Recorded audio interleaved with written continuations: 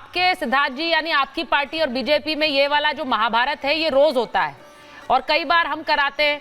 हम कई बार उस महाभारत में थोड़ी और चिंगारी डाल देते हैं जिससे कि वो लड़ाई थोड़ा द्वंद्व और हो जाए। लेकिन आज महाभारत हो नहीं रहा है, आज दीपोत्सव की बात है। लेकिन मैं एक और महाभारत की बात करना चाहती हूँ। आज सिद्धार्थ जी आपके पास आऊंगी, लेकिन आज क्या हुआ है? आज जिस तरह से त्योहारों को लेकर बात कही गई है, एक मैं सियासी मुद्दे से एक और मुद्दे पर जा रही हूं।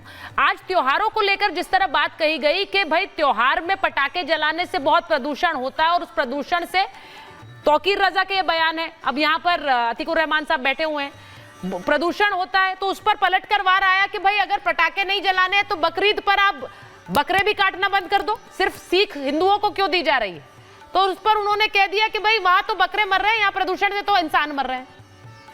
अब ये तर्कों का कोई अंत नहीं है ना अतीकुर रहमान साहब। आप चाहते हैं कि पटाखे ना जलें, प्रदूषण रोकना सबकी जिम्मेदारी है, लेकिन सिर्फ दिवाली पर क्यों बोलते हैं?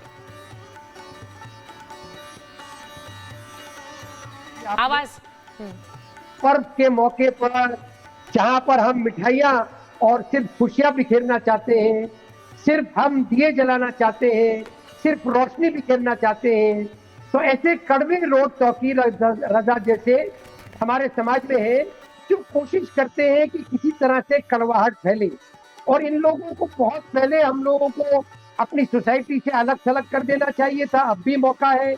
मैं हाथ जोड़ के विनती करता हूँ आपसे कि आज के दिन आपके ये प्रोग्राम का शायद आपने नाम चेंज ही कर दिया है कि इसको महाभारत ना कहकर आप दीपोत्सव कह दें और सब लोग एक ही मैसेज दें कि आज के इस सुहाने पर्व के ऊपर तमाम हिंदुस्तानी, तमाम हिंदू, मुसलमान, सिख, ईसाई सिर्फ और सिर्फ मिठाई बांटेगा, मीठी बातें करेगा, सिर्फ और सिर्फ उल्लास की बातें करेगा। और ये जो हमारे समाज को तोड़ने वाले लोग हैं, खास तौर से हमारे राजनीतिक लोग, आप बताइए सुचारिता जी, भगवान राम हमेशा से आपने हमको बताया, हमारे बड़ों ने हमको बताया कि भगवान श्री राम क्या क्या प्रतीक थे। हाँ। आज हम बात क्या कर रहे हैं? हम बात कर रहे हैं कंपटीशन की, हम बात कर रहे हैं इलेक्शन के रिजल्ट की। हमको शर्म आनी चाहिए। आज के दिन अगर इस कंपटीशन को हमने आपके सामने रखा तो ये भगवान श्री राम के नाम पर बहुत अन्याय करेंगे। आप नहीं, आप सिर्फ त्याग की बात करें और आपने सही बात कही को दिखा रही है।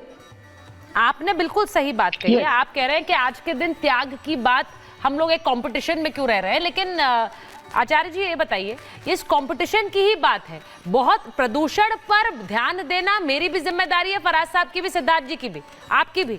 लेकिन सवाल उन्होंने बागेश्वर बाबा ने क्या बोला? उन्होंने कहा कि जो लोग ये बात करते हैं उन पर ही सुतली बम चला दो। अब वो हंसी मजाक में ये बात कह रहे थे, लेकिन ये बातें, ये आवाज, ये सवाल हमेशा दिवाली पर क्यों उठते हैं? उन्होंने कहा नववर्ष पर दुनिया भर में पटाखे जलाए जाते हैं, कोई बोलता क्यों नहीं है? सबसे पहले सुचारिता जी, आज शायद मुझे लगता है कि 35 लाख दिए ही नहीं जल रहे हैं, ये 35 लाख दिए सनातन विरोधियों के दिल को जला रहे हैं। मुझे लगता है कुछ लोगों को हार्ट अटैक ना आ जाए ऐसे दृश्य देख करके। 500 वर्ष बाद हमें यह सौभाग्य प्राप्त हुआ है कि हम ऐसी सुंदर दिवाली मना रहे हैं। मैं तो धन्यवाद करता हूं, चाहे जिस कारण से, मैं कहता हूं बीजेपी ने अपने राजनीतिक फायदे के लिए किया होगा, लेकिन 500 वर्ष बाद कोई पार्टी तो आई जिन्होंने सनातनियों को इस प्रकार का सम्मान दिलाया। रावण के लिए एक चौपाई कहा गया था श्री रामचरितमानस में कि पर उपदेश सकल बहुतेरे और जे आचरण ते नर न घनेरे। मैं निवेदन करूंगा जो भी सनातन विरोधी हो, इस चौपाई को पढ़ लीजिएगा। दूसरे को उपदेश देना बहुत आसान होता है और वही कार्य वाकई में तौकीर रजा जैसे व्यक्ति कर रहे हैं। मुझे इस पर बहुत टिप्पणी करने की आवश्यकता नहीं है। वो जो टिप्पणी कर रहे हैं उनके हृदय में पीड़ा हो रही है, उनको वास्तविकता में सिर्फ जो प्रदूषण नजर आ रहा है। यही नहीं, अभी तो ज्ञान शुरू होता है ना। जब हमारे त्योहार आते हैं तो बड़े ज्ञानी लोग बरसात के मेढक की तरह निकलते हैं, फुदकना शुरू करते हैं, और फिर होली पर पानी नहीं बर्बाद होना चाहिए, उस पर ज्ञान आता है। दिवाली पर पटाखे नहीं जलना चाहिए, उस पर ज्ञान आता है। लेकिन मुझे तो आज का दृश्य देख करके सुचारिता जी एक शब्द नजर आता है। एक बड़ी सुंदर भजन गाई थी कि आज लड़ियों से, मड़ियों से, फुलझड़ियों से सजा राम दरबार, शोभा अजब बनी। तो जो आज की शोभा है, मुझे लगता है इसको निहारना चाहिए। और ये सत्य था, पहले भी जब यज्ञ होता था ना तो फिर राक्षस आते थे और उसमें विघ्न डालने के लिए पहले बातों की तरफ से प्रहार करते थे, फिर कुछ पत्थर वत्थर मारकर प्रहार करते थे, कुछ उसमें हड्डी मांस डाल करके यज्ञ को रोकने का प्रयास करते थे।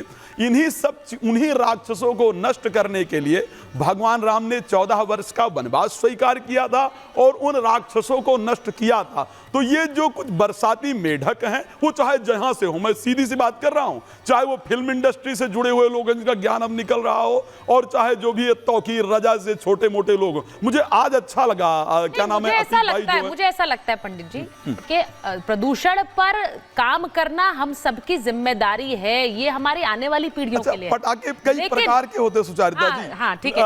9 वर्ष पे नए पटाखे निकल आते हैं, 9 वर्ष पे पटाखों का प्रकार बदल जाता है। जेल से छूट करके मुख्यमंत्री अगर केजरीवाल जी आए तो पटाखों का प्रकार बदल जाता है। मैं उस पर भी आ रही हूँ, लेकिन एक तस्वीरें पहले दिखा देते हैं एक बार जरा। ये तस्वीरें जो आ रही हैं ये सीधे अयोध्या धाम से आ रही। अयोध्या में राम की पैड़ी से आप देखिए जो एक Guinness book of world records में जो रिकॉर्ड नाम अपना बना रहा है। 28 लाख दीप राम की पैड़ी पर सरयू के किनारे जिस तरह से सजे हुए हैं, ये अपने आप में एक भव्य तस्वीर है।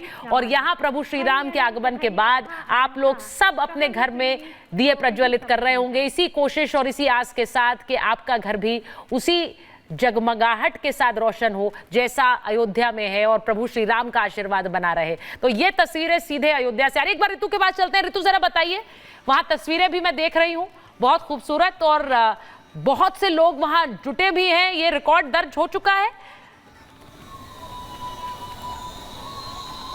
बिल्कुल, और ये तस्वीर मैं साथ साथ आपको दिखा देती हूँ। सबसे पहले दियों की तस्वीर आपको दिखाते हैं। यहाँ पर जो ये दीपक जलाए गए हैं, 28 लाख दिए बिछाए गए थे, लेकिन 25 लाख दियों का रिकॉर्ड यहाँ पर कायम हुआ है। और दूर तक आपकी नजर जहां तक जाएगी वहां तक आपको सिर्फ दिए ही दिए